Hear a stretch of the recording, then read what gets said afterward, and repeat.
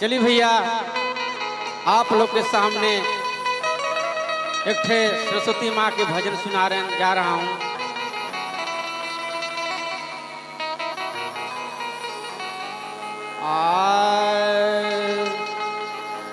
बीना के बजैया सातो सुर के रचैया, बीना के बजैया सातो सुर के रचैया, हंस पे सवार होके आजा मोरे मैया, हंस पे सवार होके आजा मोरे मैया।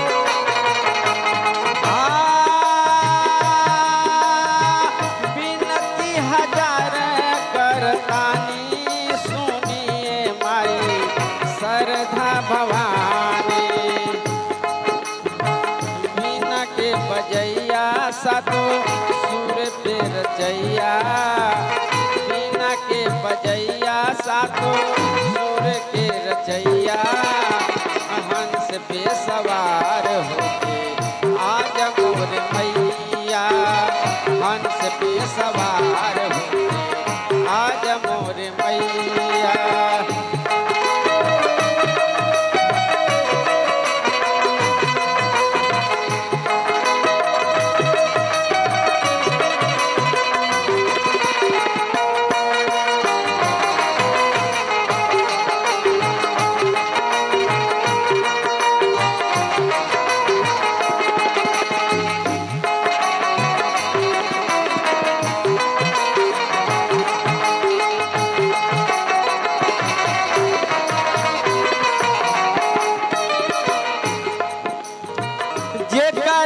राउर माई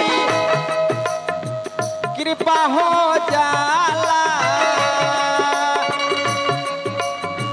गुणी और ज्ञानी बनी जग में उजाला।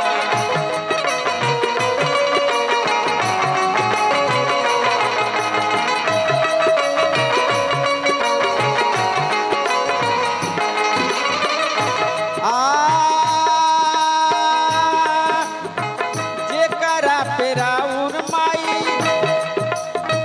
कृपा हो जाला, गुणी और ज्ञानी बनी जग में उजाला। स्वर में जो जयकारा समा जाल माई,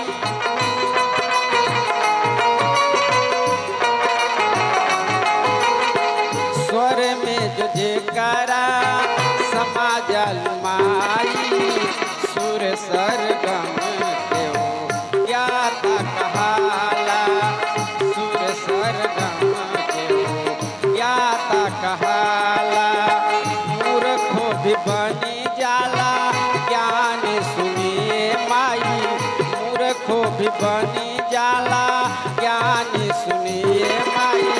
सरधा भवानी, सरधा भवानी, सरधा भवानी, सरधा भवानी।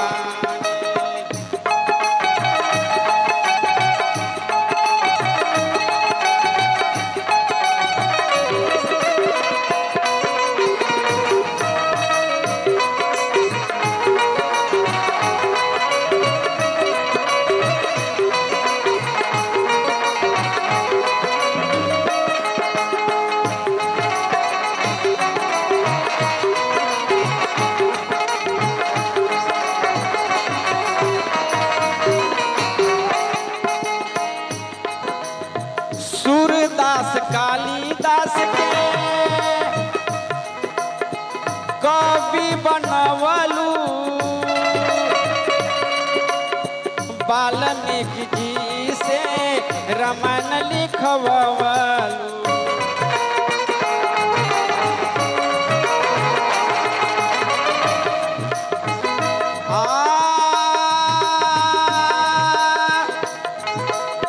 सूरदास कालिदास के कवि बनवलू। वाल्मीकि जी से रामायण लिखवावल।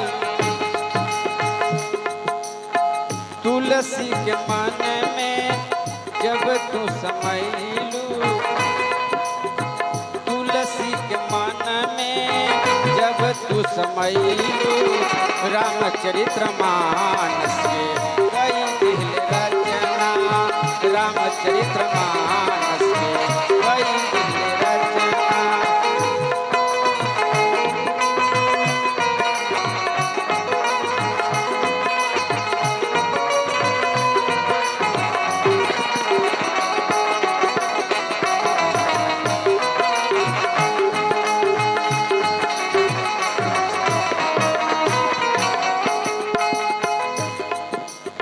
सुनी सुनील के ताना, सुनी बखानी माई, सुनी बखानी माई।